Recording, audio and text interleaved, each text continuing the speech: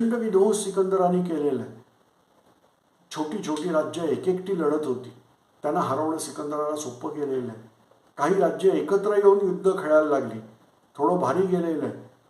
पण सिकंदर ज्या प्रदेशातून जायचा त्या प्रदेशातून लोक एकतर युद्ध खेळायला जात होते, नाहीतर पळून लांब जात होते की सिकंदराच्या लोकांच्या हातात सापडायला नको. म्हणजे कसलं भयानक आक्रमण त्यांचं असेल.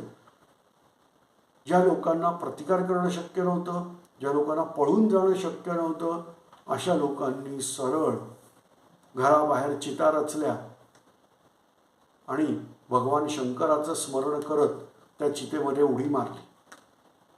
ते जे शंकराचं स्मरण आहे त्याचं आहे जय हर. हर म्हणजे शंकर. तर शंकराचा जय जयकार करत त्या चितेत उडी मारायची.